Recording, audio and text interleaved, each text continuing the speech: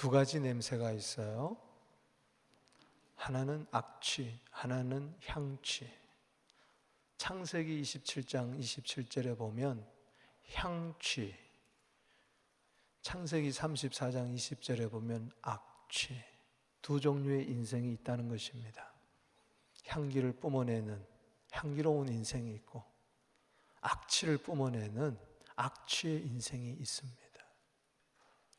하나님 앞에서, 세상 앞에서 우리는 어떤 냄새를 피워야 할까? 고린도후서 2장 15절에 우리는 그리스도의 향기라 그랬습니다. 오늘 이 예배가 하나님이 흠양하시는 향기로운 예배가 되기를 바랍니다. 우리의 삶 자체가 향기가 되어야 된다. 하나님이 기뻐 받으시는 흠양하는 산 제사가 되어야 된다.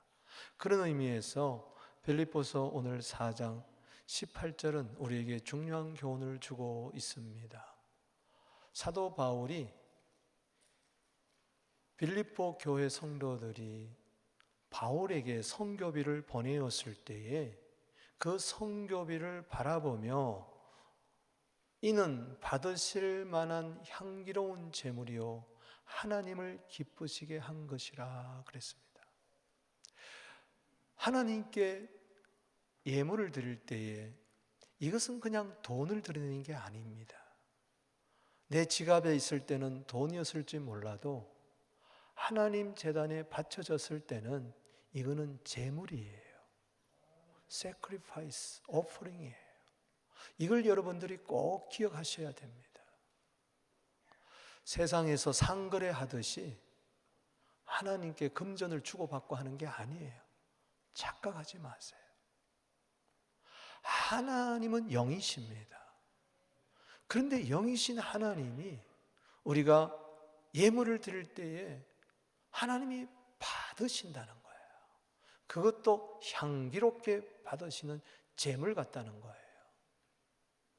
여러분, 향기로운 제물은 구약시대 제사 제의 용어입니다.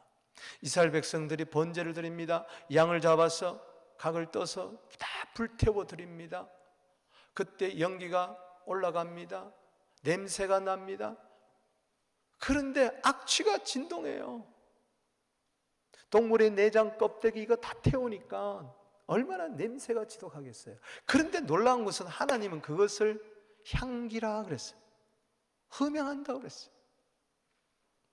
여러분, 하나님께 향기로운 제물을 드리게 되기를 바랍니다. 이것은 하나님을 매우 즐겁게 기쁘시게 한다고 그랬어요.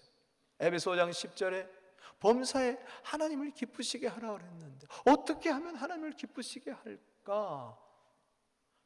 그런데 제물을 드리면 하나님이 기뻐하신다는 거예요. 이 기쁨을 좀 드리게 되기를 주 이름으로 축원합니다. 그게 예수 믿는 목적이 아니겠습니까? 고린도후서 9장 7절에 보면 인색함이나 억지로 드리지 마라. 하나님은 즐겨내는 자를 사랑하시느니라 그랬어요. 하나님은 누구를 사랑하십니까? 예물을 드릴 때에 억지로, 인색함으로 그렇게 드리는 거 하나님이 받으시는 게 아니고 흠양하신 게 아니고 기쁨으로 자원함으로 드릴 때 하나님은 그 사람을 사랑한다고 이야기를 했어요. 이상하죠? 돈인데, 겉으로 보면 돈인데 그 속에 우리의 마음이 있는 거죠. 마태복음 6장 21절에 보물 있는 곳에 마음이 있다. 여러분, 그냥 아무렇게나 예물 드리지 않게 되기를 주 이름으로 축복하는 것입니다. 히브리서 13장 16절에도 선을 행하고 나눠주기를 잊지 말라. 이 같은 제사는 하나님이 기뻐하신다. 그냥 돈 가지고 구제하는 거 아닙니다. 세상 사람들도 구제해요. 그러나 자기의 의를 나타내기 위해서 돈을 주는 겁니다. 그러나 아니에요. 우리는 사랑을 베푸는 것입니다. 오늘 본문의 배경은 이렇습니다. 빌립보 교회가 어떻게 탄생이 되었나요? 바울이 2차 전도 여행 때에 마게도냐 한상을 보고 첫 성 빌립보에 도착합니다. 거기서 도아디라 씨의 이 자주색 옷감 장사 루디아를 만납니다. 그에게 복음 전할 때 그가 회심하게 됩니다. 예수 믿게 됩니다.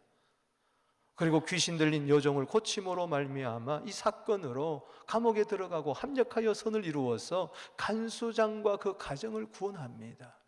이것이 시초가 되고 빌립보 교회가 태동이 됩니다. 바울은 빌립보 교회 초대 담임 목회자와 같았어요.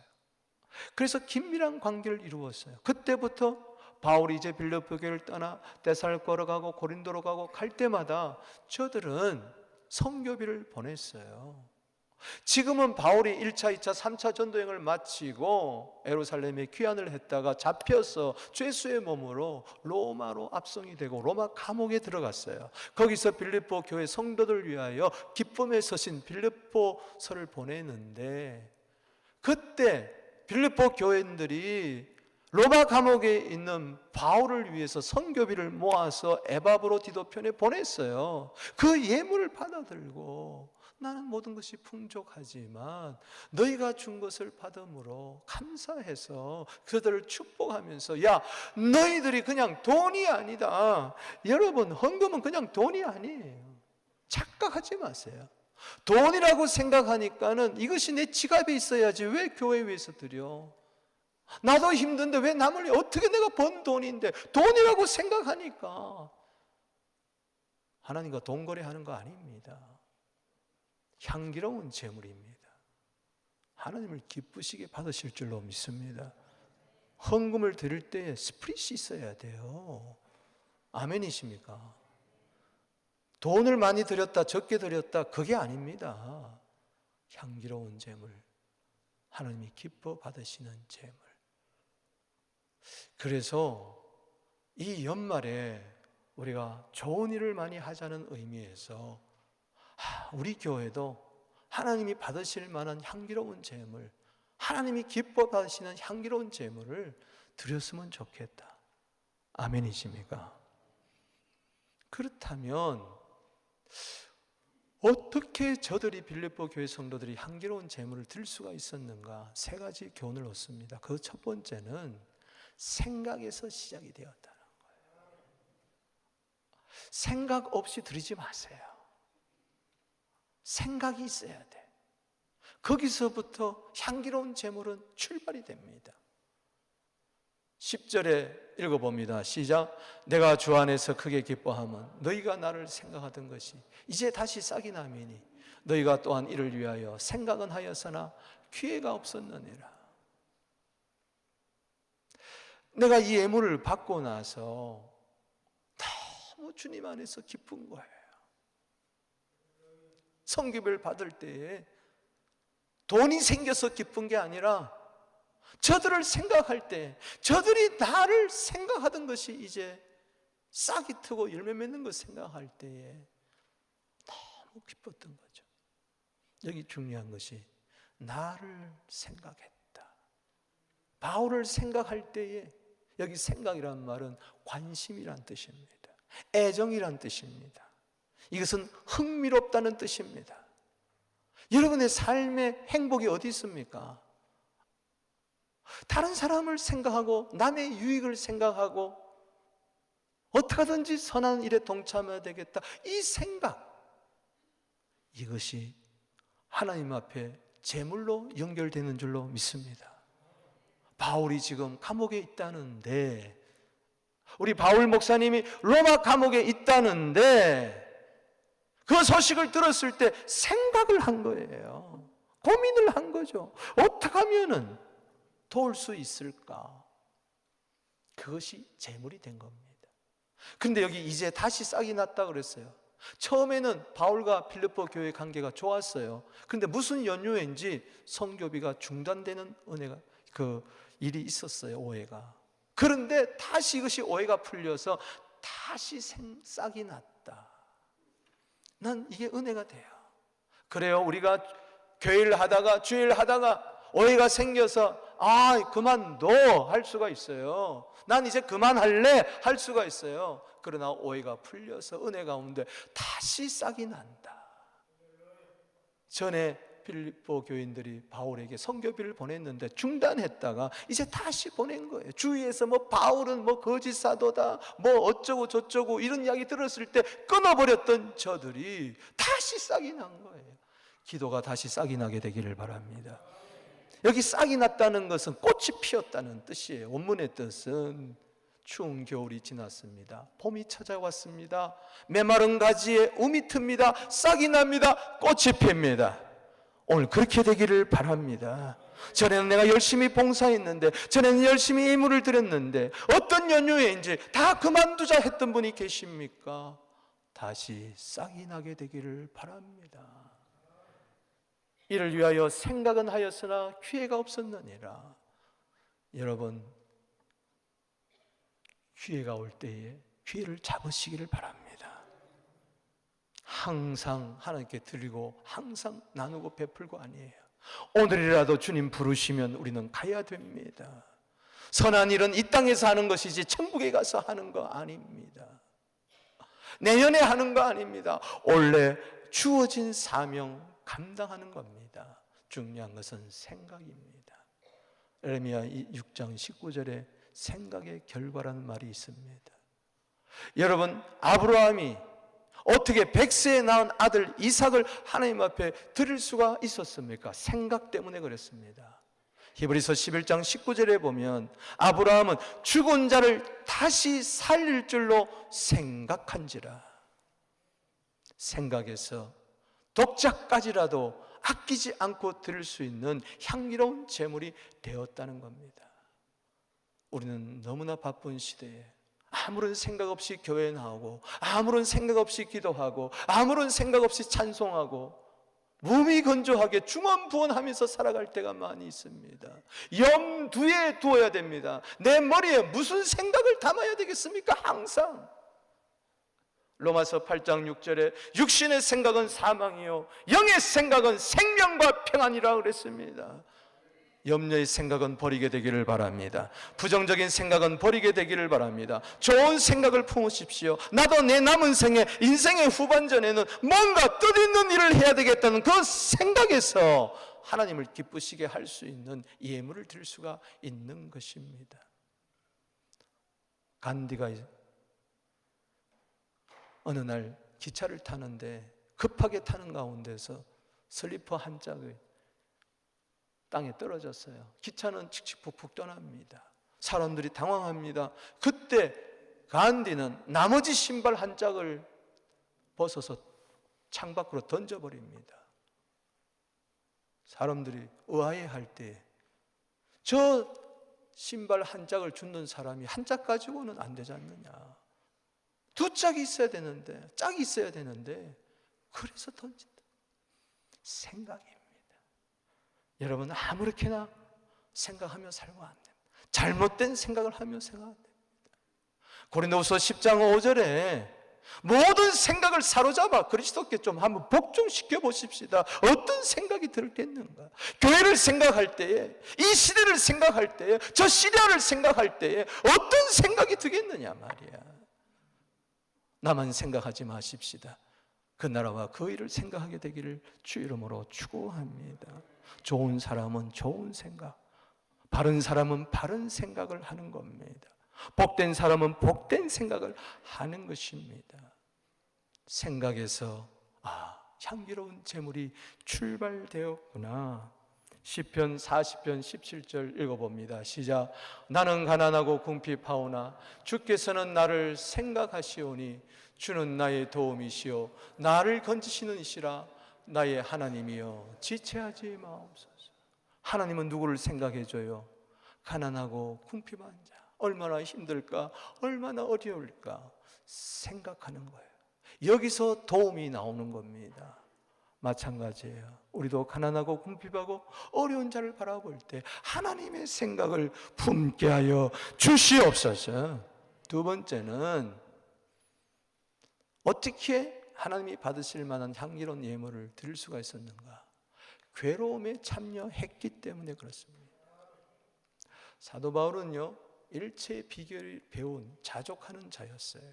감사가 넘쳐났어요. 그는 어떤 형편에서도 자족했어요.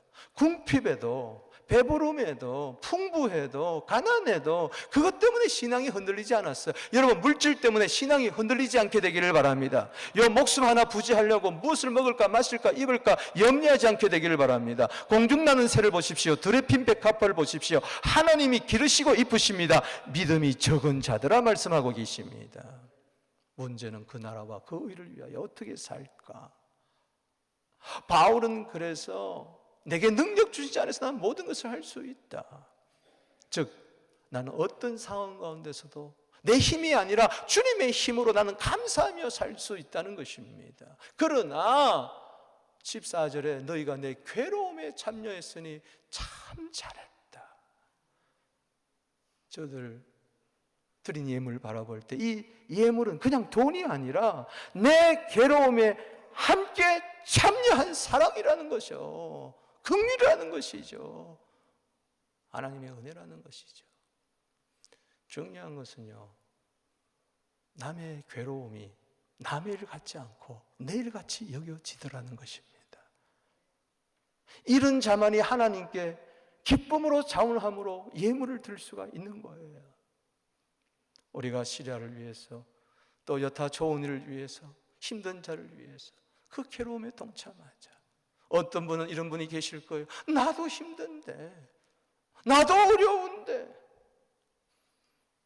그렇습니까? 저는요, 그 사람 아직 안 어려운 거예요. 안 힘든 거예요. 진짜 힘들면요, 남의 괴로움이 남의 일같이 여기지 않고 내 일같이 여겨지더라는 겁니다.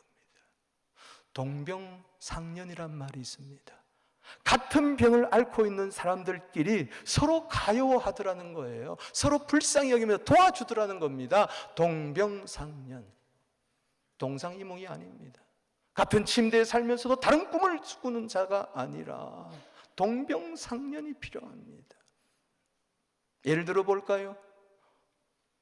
과부가 과부 사정 알아주는 거예요. 과부를 돕자 그럴 때 누가 제일 먼저 도울 것 같아요? 과부가 먼저 돕습니다. 내가 어려워보고 외로워보니까.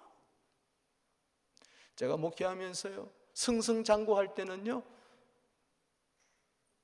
목회가 어려워하는 목사님들요, 눈에 안 들어오더라고요. 그러나 내가 어려움을 겪어보니까 어려운 목회자들이 내 눈에 밟히더라고요.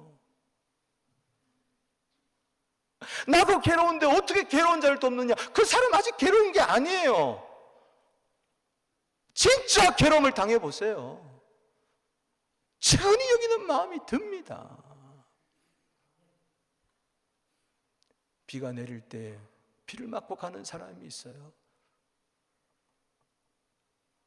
같이 비 맞아 주는 겁니다. 같이 비 맞아 주는 겁니다. 같이 고난에 동참하는 겁니다. 어느 아이가 뇌암이 걸려서 항암 치료 가운데 머리가 팍팍 깎여졌어요. 다 빠졌어요. 창피해서 학교에 못 나옵니다. 이 소식을 들은 동급생들이 선생님으로 비롯해서 모든 아이들이, 친구들이 전부 다 머리를 삭발을 했습니다. 그럴 때 그 아이는 거기에 감동이 돼요. 학교에 와보니 전부 다 반짝반짝 빛나는 겁니다. 저희 형님처럼. 그러니 말귀를 못 알아들으시네. 전부 다 대머리가 되어가지고 있으니 위로가 되더라는 겁니다. 그러니까 학교 나오는 것이 짐이 되지 않는 거예요. 바로 그거예요. 함께 괴로움에, 외로움에. 로마서 12장 15절 말씀처럼 즐거워하는 자와 함께 즐거워하고 우는 자와 함께 울어라. 이게 성경의 지침이에요. 아멘이십니까? 강아지를 다라에 놓고 파는데 한 아이가, 어린아이가 그 강아지를 사러 왔어요. 근데 유독 다리 저는 강아지에 관심이 있는 겁니다. 이 강아지를 주세요. 개장사 아저씨가 아니다. 이 강아지는 다리를 같이 한다. 이 강아지가 구박덩어리고 이렇게 구석에서 외로이 있는데 야, 건강한 다리, 잘 뛰어노는 강아지를 가져가라. 아니에요, 그 강아지 주세요. 그 강아지를 사가지고 갑니다. 뒷모습을 보니까 강아지를 딱 품에 안고 다리를 쳐는 거예요. 내가 다리를 절어보니 강아지도 저는 다리에 눈이 가더라는 겁니다. 내가 괴로움을 당해보니, 경제적으로 어려움을 당해보니 어려운 자들이 생각이 나더라는 것입니다. 이 힘든 경제 생활에 무슨 남의 일을 돕느냐? 그 사람 아직까지 절대로 어려운 자 아닙니다. 마음에 욕심이 가득한 자입니다. 그건 성경의 진리입니다. 저는 다윗을 연구해 볼 때에 다윗이 어떻게 하나님의 마음에 합했을까? 사울하고 다른 점이 뭘까? 사울은 남의 아픔에 동참하지 않았습니다. 그러나 다윗은 남의 아픔에 동참했습니다. 사무엘상 22장에 보면 사울이 블레셋 땅에 들어가서 피신생활을 합니다. 사울을 피해서 도저히 도망갈 데가 없어서 블레셋 땅까지 숨어드는데 아기스 왕에게 발각이 됩니다. 잡혀가서 그 앞에서 미치광이 짓을 합니다. 침을 질질 흘리면서 손톱으로 벽을 벅벅 긁습니다. 저 미치광이 쫓아내라. 그는 아둘람 굴로 도망갑니다. 그런데 부모 형제가 찾아옵니다. 뿐만 아니라 400명이 모여듭니다. 그 시대에 소외된 자들이, 어려운 자들이 모여들어요. 그런데 그들의 우두머리가 되는데 사무엘상 22장 2절에 보니, 따라합시다. 환난당한 자, 빚진 자, 마음이 원통한 자. 나도 지금 언제 죽을지 모르는데 그들의 우두머리 된다는 거, 리더가 된다는 거 쉽지 않아요. 교회를 해보세요. 감탄고토가 많습니다. 달 땐 삼키고 쓸 때는 버려버려요. 알아줄 때는 내가 하겠습니다 그러다가 안 알아주면 안 하겠습니다. 힘들면 자빠질 때가 많이 있습니다. 그런데 환경적으로 어렵죠. 경제적으로 어렵죠. 심적으로 어려운 자들 끌어안고 그들과 함께 미래를 꿈꾸는 그 자가 결국은 왕위에 오르는 것입니다. 괴로움에 함께 참여하는 것. 나도 힘들지만 더 힘든 자들을 볼 수 있는 긍휼의 눈이 열리게 하여 주시옵소서. 긍휼히 여기는 자는 복이 있나니 긍휼히 여김을 받으심이라. 가난한 자가 어려울 때 그들의 부르짖음을 외면하면 하나님은 우리가 어려울 때 외면한다고 이야기를 했어요. 남이 어려울 때는 돌아보지 아니하고 내가 어려울 때 도와달라 그러면 하나님이 어떻게 도와주겠습니까? 안 도와주신다는 거예요. 골로새서 1장 24절입니다. 나는 이제 너희를 위하여 받는 괴로움을 기뻐하고 그리스도의 남은 고난을 그의 몸된 교회를 위하여 내 육체에 채우느라. 여러분, 정말 교회 구석구석을 돌아보는 자들 보면요, 괴로움을 기뻐하는 자들이 교회를 위하여 고난을 내 육체에 스스로 채우는 거예요. 그 자들 때문에 우리 교회가 30년 동안 여기까지 왔고 앞으로도 갈 줄로 믿습니다. 나도 힘들지만 더 힘든 자를, 나도 어렵지만 더 어려운 자들을, 나도 외롭지만 더 외로운 자들을 때문에 우리 그리스도인들이 받는 고난은 전부 다 사명인 줄로 믿으시기 바라는 것입니다. 그러니까 세상이 아무리 어려워도 살만 나는 것입니다. 아멘. 세 번째는 원리가 이렇습니다. 어떻게 하나님, 바울을 도왔는데 그게 어떻게 하나님께 기쁨이 되는, 받으실 만한 향취 나는 예물이 되었는가, 재물이 되었는가? 그것은 빌립보 교회 성도들이 바울의 쓸 것을 도왔기 때문에 그렇습니다. 중요한 것은 쓸 것입니다. 상대방의 쓸 것, 내 쓸 것도 있지만은 상대방의 필요를 먼저 생각하는 거. 15절에 읽어봅니다. 시작. 빌립보 사람들아, 너희도 알거니와 복음의 시초에 내가 마게도냐를 떠날 때 주고받는 내 일에 참여한 교회가 너희 외에 아무도. 빌립보 교회만이 바울을 생각하고 바울을 바울을 도왔다는 겁니다. 우리 교회가 아무도 시리아에 관심을 가지지 아니할 때, 아무도 이슬람 선교에 관심을 가지지 아니할 그때 우리는 주님의 주신 마음 가지고 시리아를 가기 시작하고 지금까지 원래도 아랍교회 시리아 난민교회를 세우고 여기까지 왔습니다. 참으로 감사합니다. 할렐루야. 16절 읽어봅니다. 시작. 데살로니가 교회에 있을 때에 너희가 한 번뿐 아니라 두 번이나 나의 쓸 것을 보내었도다. 따라합시다. 쓸 것.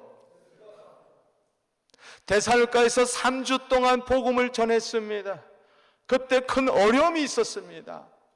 그때 빌립보 교인들은 한 번 선교비를 보낼 뿐만 아니라 두 번 또 보내고, 지금 또 바울이 로마 감옥에 있을 때 또 보내고 있는 거예요. 교회가 맨날 뭐 시리아 선교하냐, 뭐 구제하자, 선의 하나님을 해마다 하느냐. 해야 됩니다. 따라합시다. 한 번 하고, 두 번 하고, 세 번 하고, 주님 오시는 그날까지. 아멘. 아니, 사랑은 한 번 보고, 두 번 보고, 세 번 보고, 지겹도록 보면서, 한기로운 예물은 한 번 드리고 두 번 드리고 끝나는 겁니까? 또 드리는 겁니다. 아멘이십니까? 나도 쓸 것이 많지만은 상대방의 쓸 것을 먼저 생각하는 거, 이게 그리스도인의 정신이요 십자가의 정신인 줄로 믿으시기 바랍니다. 쓸 것을 공급한다. 여러분, 누가복음 10장 33절 이하예요. 어떤 사마리아 사람이 나옵니다. 예수님인 거 아시죠? 여력으로 내려가다가 강도 만난 자가 있었어요. 제사장 레인들은 이 핑계 저 핑계 대고 다 지나갑니다. 눈 찔끔 감고 지나갑니다. 그래, 이번에 선한 사업 눈 한번 찔끔 감으면 그만이지 뭐. 그렇습니다. 누가 뭐라 그래요? 그런데 유독 사마리아인은 그걸 봤어요. 제사장 레인은 보고도 지나갔지만은 이 사람만은, 사마리아인은 개 같다고 사람들이 욕하던 그 사람은 보고 그냥 갈 수가 없었어요. 불쌍히 여겨. 따라합시다. 마음을 다하여 가까이 갔어요. 위험합니다. 강도가 드나들고 있어요. 그도 강도 당할 수 있어요. 따라합시다. 목숨 다하여 기름과 포도주를 그 상처에 붓습니다. 싸매어 줍니다. 거기서 끝나지 않습니다. 자기 짐승에 태워서 주막으로 데리고 갑니다. 가서 밤새도록 돌보아 줍니다. 따라합시다. 힘을 다하여. 거기서 끝나지 않습니다. 그 이튿날 그가 주막 주인에게 데나리온 2를 주면서 이 사람을 좀 돌보아 주세요. 혹시 비용이 더 들면, 부비가 더 들면 내가 돌아올 때 갚겠습니다. 따라합시다. 힘을 다하여. 이게 성경의 정신이에요. 마음 다하여, 목숨 다하여, 힘 다하여, 뜻 다하여 주 너희 하나님을 사랑하라. 둘째는 이와 같으니 내 이웃을 내 몸같이 사랑해라. 그냥 이 사마리아인이 자기 중심에서 사랑을 실천하고 의를 행했다면, 불쌍히 여기고 간 것만 해도, 이것만 해도 대단한 겁니다. 가까이 가서 기름 상처 다 상처에 붓고 싸매준 것만 해도, 그리고 돌아가도 괜찮아요. 제사장 레인보다 훨씬 낫습니다. 주막으로 데리고 가서 밤새도록 돌본 것만 해도 대단한 겁니다. 그런데 데나리온 2를 더 주는 거예요. 그리고 와서 또 돌보겠다는 거예요. 내 중심에서 사랑을 실천하는 것이 아니라 상대방 중심에서 그의 쓸 것을 필요를 채워주는 것, 이게 하나님께 향기로운 제물이 되고 하나님을 기쁘시게 하는 겁니다. 여러분 기억하십시오. 하나님이 기뻐하셨는데 가만히 있을 것 같아요. 하나님이 받으셨는데 가만히 있을 것 같아요. 자기 쓸 것도 있는데 남의 쓸 것부터 먼저 채워주는 자, 하나님이 그냥 버려둘 것 같아요. 아닙니다. 17절에 하나님이 과실이 풍성하도록 도와주실 줄로 믿습니다. 18절 지나서 19절 말씀 한번 읽어보겠습니다. 시작. 나의 하나님이 그리스도 예수 안에서, 다시 시작. 나의 하나님이 그리스도 예수 안에서 영광 가운데 그 풍성한 대로 너희 모든 쓸 것을 채워주시리라. 아멘. 두 가지 쓸 것이 나옵니다. 바울의 쓸 것이 있고 빌립보 교회에 쓸 것이 있어요. 그런데 빌립보 교회가 자기의 쓸 것보다도 바울의 쓸 것을 먼저 채워주니까 하나님이 그걸 보시고 빌립보 교회 성도들의 쓸 것을 채워주셨다. 믿습니까? 이 하나님이 믿습니까? 이 하나님은 살아계신 줄로 믿습니다. 저는 성도를 위하여 기도할 때 나의 하나님이 그리스도 예수 안에서 영광 가운데 그 풍성한 대로 여러분들의 모든 쓸 것을 채워주시옵소서 새벽마다 기도하고 있습니다. 그러나 여러분들이 남의 쓸 것에 관심이 없다면 이 기도는 허공을 치는 기도가 될 것이요, 우상 종교가 되어버리고 기복 종교가 되어버릴 거예요. 하나님은요, 우리의 욕심을 채워주시는 분이 아니에요.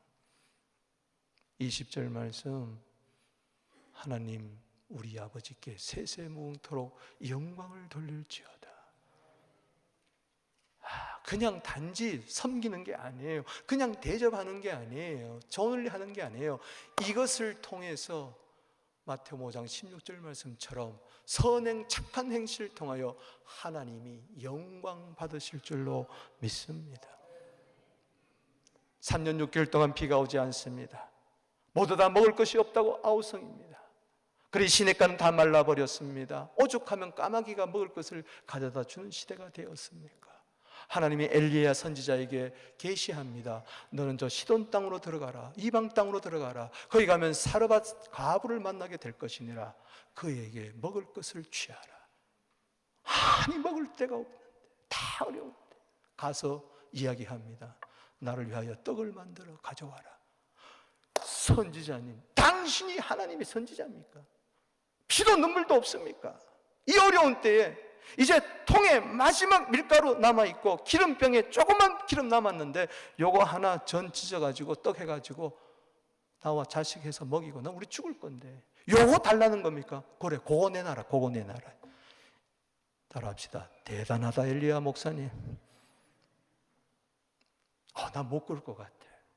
가난한 집에 가가지고 떼거리도 없는데 헌금하세요. 헌금하세요. 11조 하세요. 감사헌금 하세요. 피도 눈물도 없는 목사지. 그런데 그렇게 하라고 그래. 하나님의 생각하고 사람의 생각하고 하나님의 방법하고 사람의 방법하고 다릅니다. 인정으로 사는 거 아닙니다. 하나님의 말씀으로 사는 겁니다. 인정사정 봐주면 안 되는 겁니다. 그래서 보세요. 어떻게 됐습니까? 열왕기상 17장 16절 말씀에 사르밧 과부의 통에 밀가루가 떨어지지 아니하고 기름병에 기름이 떨어지지 아니했어요. 누가 그렇게 했습니까? 하나님이 하셨습니다. 하나님 살아 계십니다. 불꽃 같은 눈으로 지금 보고 계십니다. 보물 있는 곳에 마음이 있다. 고린도후서 8장 8절에 사랑의 진실만 증명해봐라. 9절에 너희가 그리스도의 은혜를 알거니와 부요한 자로 우리를 위하여 가난하게 되심은 그의 가난함을 인하여 너희를 부요케 하려 하심이라. 그래서 하나님 영광 받아 주시옵소서.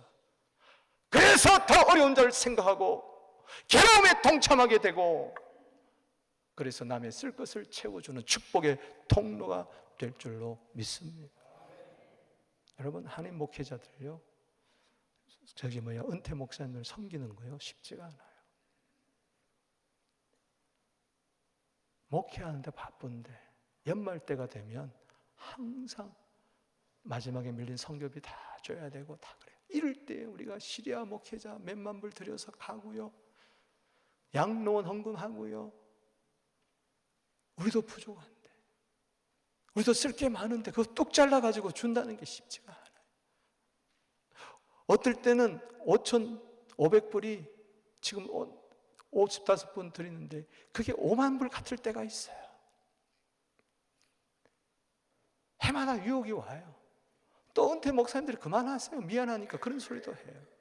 내가 간증을 하나 하면요, 재작년입니다. 그때 참 힘들었어요. 그래서 은퇴 목사님 해마다 섬기는 거 올해는 그만두자. 당에서도 그런 이야기가 나오고 나도 그럴까 하는 생각이 있었어요. 그런데 하는 식당에 갔는데 은퇴 목사님 한 분이 어떤 연로한 할아버지 한 분을 모시고 와요. 그때 한 대 머리를 맞았어요. 물어보니까 그 연로하신 할아버지가 은퇴한 목사님이래요. 은퇴한 좀 젊은 목사님이 은퇴한 아주 연로한 목사를 모시고, 사모님이 먼저 천국 가시고 자식이 없고 다 뿔뿔이 흩어져 있고 너무 외롭게 지내는 분. 그래서 한 달에 한 번 그 목사님이 가서 모셔다가 식사 대접을 한다는 거예요. 한 대 머리를 맞았어요. 왜 은퇴 목사님 더 이상 내가 돕지 않겠다, 우리 교회에서 이런 생각을 하던 차에 그런 일을 겪어보니 회개했어요. 그러면서 결심했어요. 내 간증도 했어요. 우리 교회는 앞으로 주님 오시는 그날까지 허락하는 난 은퇴 목사님 섬기겠습니다. 그런데 놀라운 것은요, 작년에 결산을 해보니까 8만 불을 하나님이 더 주셨어요. 아멘이 하나도 없네. 넘치도록 작년도에 풍성하게 채워주셨어요. 야, 하나님 살아계시는구나. 우리가 30년 역사 동안에 교회 2번을 지으면서 지금도 한 달에 3만 불씩 목회지가 나가고 16분의 교역자 사례비 나가고 수십 군데 선교비 나가고 이 전기 돌아가는 거요 360일 우리에게는 돌립니다. 체육관 360일 돌립니다. 쉬운 게 아니에요. 우리도 빨리 빚 갚고 싶죠. 왜 안 갚겠어요? 인간적인 생각으로 선교 안 하고 교역자 사례 줄이고 뭐 이렇게 특별한 헌금 안 하고 하면요, 얼마든지 빨리 갚을 수도 있어요. 빚 청산할 수도 있어요. 그런데 그건 인간의 계산 방법이에요. 여러분, 계산은 사람이 하는 게 아닙니다. 계산은 하나님이 하시는 겁니다. 우리는 순종할 뿐입니다. 그래서 여기까지 온 거예요. 빚은 좀 덮게 가더라도, 드디 갚더라도 빚은 언젠가는 갚아지겠죠. 그러나 우리가 빚 갚기 위해서 허리 졸라매고 아무것도 안 하고 있으면 교회로서 하실 일이 뭐냐? 교회가 그때그때 다 지나가 버리는데 그렇다고 해서 돈이 모여질까? 아닙니다. 주는 자에게 하나님은 더 주실 줄로 믿습니다. 후히 주시고 안겨주실 줄로 믿습니다. 그래서 여기까지 오는 겁니다. 30년 동안, 제가 목회하면서 23년 동안 함께 우리 온 성도들 잘 알지 않습니까? 우리 교회 목회 스타일 어떻게 왔는가를 잘 알지 않습니까? 힘든 가운데 교회를 2번 지었어요. 그러나 단 한 번도 선교비를 중단하지 않고 여기까지 온 것은 여러분들이 생각이 있었기 때문이고 남의 괴로움에 동참하겠다는 그 마음이 있었기 때문이고, 우리도 필요한 것 있지만 남의 필요를 먼저 채웠기 때문에 여기까지 온 줄로 믿습니다. 앞으로도 그렇게 갔으면 좋겠어요. 아무리 힘들고 어려워도 말씀을 맺습니다. 받으실 만한 향기로운 재물. 저는 제일 은혜 받은 게 이거예요. 이게 돈이 아니구나. 하나님 앞에 돈 드리는 거 아니다. 교회는 은금으로 운행되는 게 아니라 예수 이름으로 가는 거다. 하나님께 재물을 드리는 것이지, 향기로운 재물을 드리는 것, 하나님께 기쁨을 드리는 것이지, 시장 바닥에 낭부는 상거래상에서 놔두는 돈을 드리는 게 아니다. 향기로운 재물을 주님 앞에 드리려면 어떻게 살까 생각하세요. 나도 힘들고 어려울 때 나보다 더 힘들고 어려운 자들을 돌아보세요. 나도 쓸 게 많지만 이거 줄여서 남의 쓸 것을 채워주는, 그래서 풍성한 은혜를 체험하는, 그래서 하나님께 영광을 돌리는 진정한 크리스찬이 되기를, 무늬만이 크리스찬이 아니라 내 삶이 크리스찬이 되기를 주의 이름으로 축복합니다. 기도하겠습니다.